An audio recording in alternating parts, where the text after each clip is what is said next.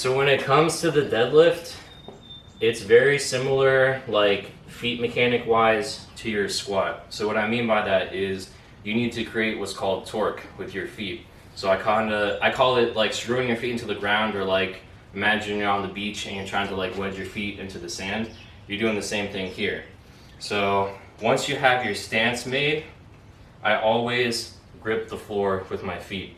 So inside your shoes, it's gonna feel like you're going from like either in the middle or inside to kind of like the outside of your feet. But you see what I'm doing here, feet are on the floor and then I'm gripping and driving out. That creates the tension and I feel my butt cheeks tense and my outer quad / hamstring tense up just by that motion here. And that's gonna take a lot of the load off your back. Because if this isn't tense as you're going, but all this is gonna wanna take over. So again, walk up, set your feet, screw into the floor, and then you're reaching down this way. And you can see, because I'm up tense, like my knees are coming out as I'm down here. Start with your feet slightly more forward. And now try to grip the floor.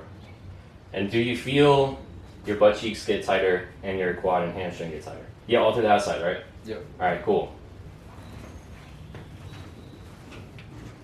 Good, pack the lats to pull up on the bar.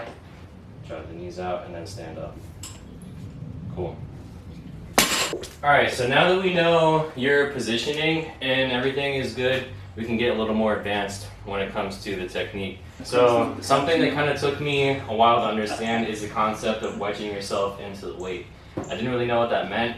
I kind of thought that your shins had to be as vertical as possible to kind of avoid like the scraping that you're getting. But you actually want to let your knees travel slightly past the bar as you're pulling it into you. That way the bar starts to bend. Now, what I was kind of explaining before is when you weigh more than the bar does and you kind of pull it into you, the weight itself should lift up off the ground before you actually press, right? So what I mean by that is if I'm here, set my grip, and then I let my knees travel and I pull the bar into me. See how it comes up off the ground?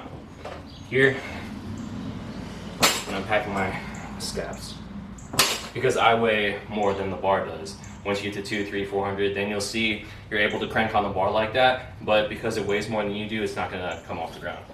So when you're here, I want you to, as you're packing your scaps, let your knees travel through, push out, and pull the bar into you as hard as you can before you stand up. All right, so screw your feet in, nice. Lock out your arms as you're reaching for the bar. Cool. Now pull it into you, let your knees come past the bar, pack those scaps. Pull up hard though. Good, good, good. And now relax. Because you're like so close to having it perfect, but you're still too squatty. Like, yeah. And when I say that, does that make sense or not really? Yeah.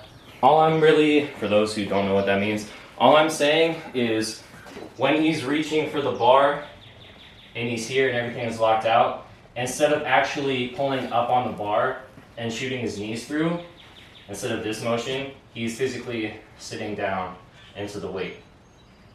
So you don't necessarily want to let your hips get lower. You want to pack your scaps harder. It's the freaking Tina from Bob's Burgers, yeah.